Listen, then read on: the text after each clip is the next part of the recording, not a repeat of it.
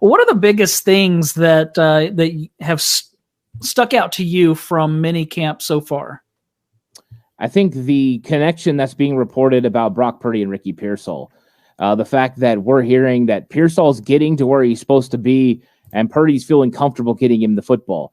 That early connection is going to be important because the truth is those two are going to be connected potentially the longest, depending on what happens with Ayuk's contract. I think we're all hoping Ayuk is going to be here and him and Pearsall will have that connection with Brock for the next 5 years. But building a solid connection is important.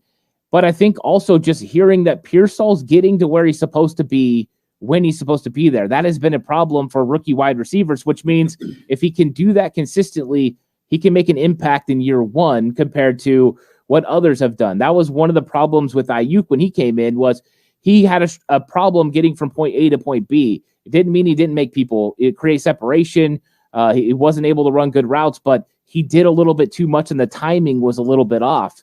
The fact Pearsall's not having that problem, I think, is really good news for the 49ers, and I love that connection moving forward because I think even though they've made strides on defense to get better, this offense could be what runs this football team beyond the regular season and deep into a playoff run because they have all the weapons you could possibly want on every single skill position, and that connection could be big if you have a player like Ayuk or Debo that's out for a game or even a few plays. Pearsall could come in and make something happen.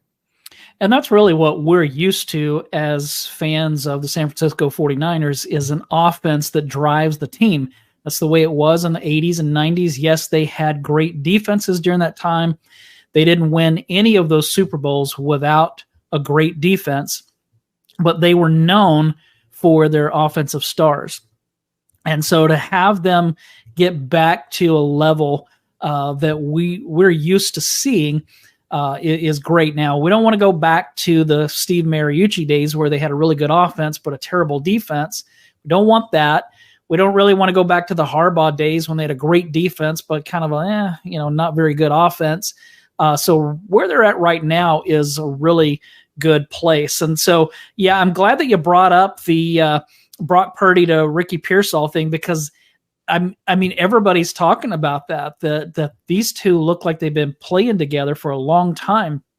And so, of course, we haven't heard about that kind of thing with Brock Purdy before because last year he wasn't practicing. And two years ago, he was the fourth string quarterback at this point. Well, I guess third string because Garoppolo didn't join the team till like right around training camp, right before, something like that. And so Purdy was number 3 at this point. So that's exciting to hear.